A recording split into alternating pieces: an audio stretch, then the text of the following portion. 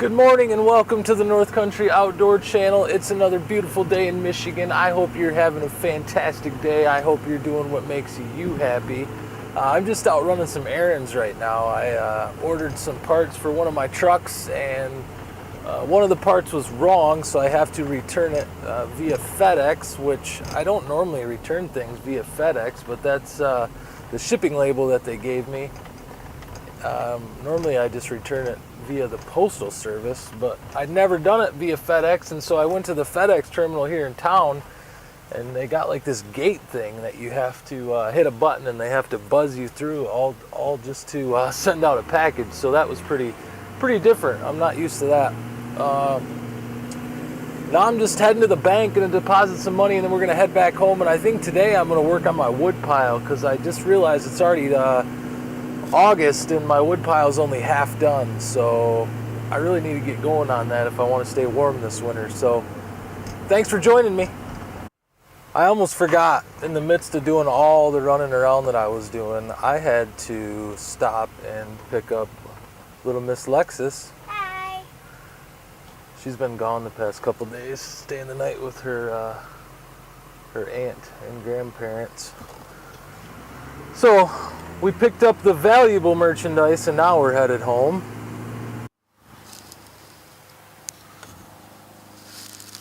Okay, so what we got going on here is this is my my Stihl MS201T top handle chainsaw, and the chain brake has broken on it.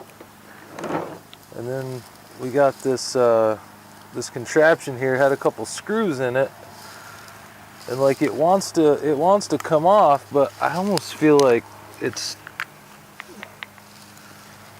clipped in there somehow, and I don't want to break it, because I've been known to break things like this.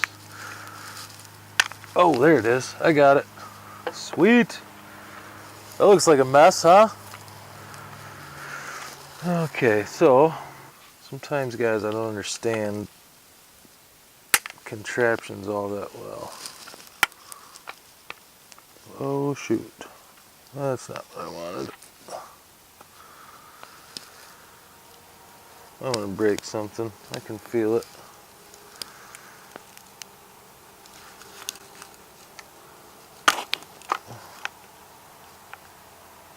Okay, well, that came off.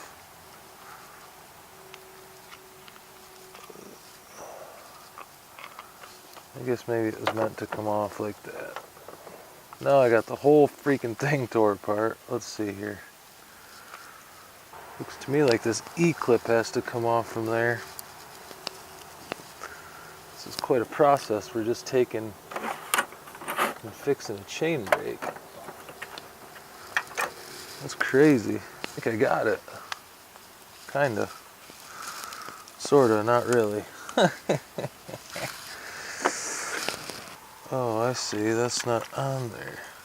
You bugger, get on there then. I'm no chainsaw technician,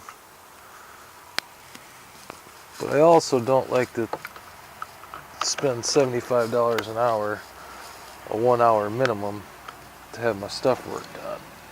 It's not right.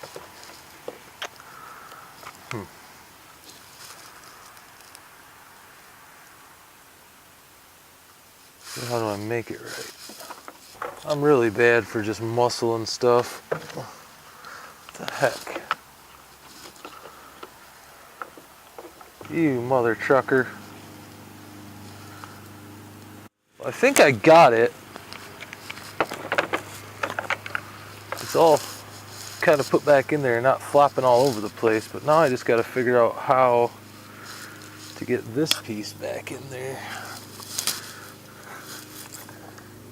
There, I finally got the stupid thing back together.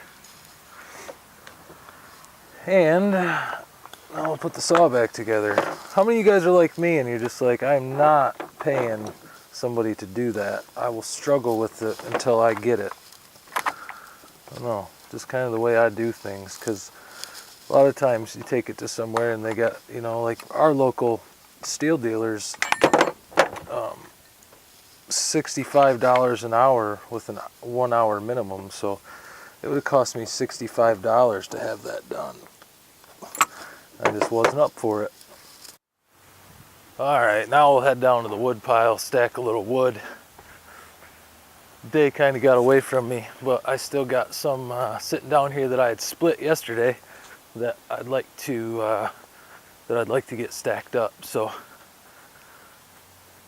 that's what we'll do. This is my wood splitter, homemade job. Bought it for $300. This is a pretty good price, really. So I know it's kind of messy around here. Let's do a quick pan. It's kind of embarrassing, but I'm gonna do another video on that here soon, and it's gonna be called working or having a home-based business. And that's basically what I got going on here, is a home-based business, and it's really tough to have a business and running it from your home and not having a commercial property.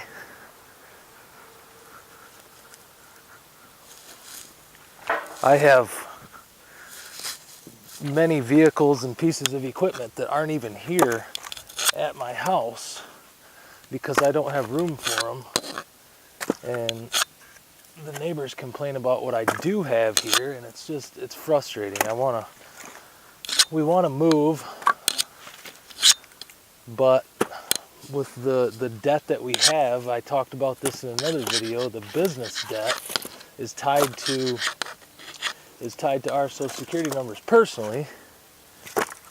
So I did go talk to a banker last week though, and they said that if you can prove that the company has been paying a certain bill for a year, meaning like check duplicates or however you might prove it with bank statements, then when you go to get a mortgage, they can exclude that debt from your debt to income, which is nice because I can prove that my company's been paying certain bills, like my truck payment and stuff like that, for over a year. So that should be good. We'll hopefully get a mortgage here in the next couple years, and since I'm an entrepreneur, I don't want to sell this house. We got it for so cheap, and we put some work into it. What I really want to do is I just want to keep it and rent it out. It won't take long to have it paid off, and then have that residual income every month coming in. So that will be nice. There's a lot of plans. A lot of people have plans. A lot of people have big plans for the future, but one thing that I'm learning is you're not getting any younger. And, I'm going to be 30 this year, which I know isn't very old, but for me, it seems like I've been wanting to do certain things for a certain amount of time, and it's just not been happening. So I'm really learning that you really got to have your poop in a group, because pretty soon I'll be 40 and then 50, and if I didn't make good choices in my 20s and 30s, then it'll affect me when I'm 40, 50, 60. I want to make good choices financially and just all around good choices in life. And so that's kind of what we're working towards, to pay down some debt, probably another year and a half before we even try to go get a mortgage, just because we have some things that we want to take care of. Everybody has those nagging piddly bills, and we want to get some of those taken care of. But I don't even have a garage here at this house. I know it's crazy that I run a tree removal and snow plowing company, and I have several trucks and pieces of equipment, and I don't even have a garage to work on them in. That's the biggest heartbreak as far as this house goes. I mean, the inside of this house, I can I could live with that. The only real crappy thing is it only has one bathroom, so that's kind of stinky when you're trying to, stinky literally, when you're trying to get ready to go somewhere. But the other thing is when we move, a recommendation is going to be that we have an outdoor wood stove, an outdoor boiler. Right now, we burn inside the house, and I know several people with the outdoor boilers, and the amount of processing that goes into the firewood is just so much less. I mean, I have to split this stuff so small, and I have to cut it to 16 inches. Who's calling me? Must be the school. Hello, this is Eric. Wednesday the 8th from 4 to 6. A book swap. Okay, that was the school. My daughter's school. Summer reading program. And I will forget that date, so that's why I said it out loud, so I can go back and rewatch this and tell my wife. Anyway, what was I saying? Oh, this house isn't terrible. It's just when you got 7 trucks and 6 plows and all sorts of trailers and equipment, you just, a loader, now a tractor, which I still need to do a review on that tractor. It's just, you guys gotta have a garage. I bought one of those easy up garage in a box things, and I'm thinking about putting that up just to get my tractor out of the weather. You spend $25,000 on something and you don't really want it to sit out in the weather. It's not really the rain and the snow that bothers me, it's the sun. I've had very nice things fade very quickly living at this house and not having a garage. So, and just the ability to pull a truck in the wintertime when it's really super cold and froze up. I've had times where I go to leave in the morning and my truck won't even move because everything's so froze up. You get underneath there and there's 6 inches of ice caked up on everything, and the truck doesn't even want to move. Just having a place to pull it in and thaw it out, it's so much easier on stuff. I run a couple diesel trucks, they got to be plugged in. It would be nice to just keep them in a garage at room temperature and start out the day running them at room temperature. It'd be so much easier on components. Cold weather is rough. Plowing in general is rough.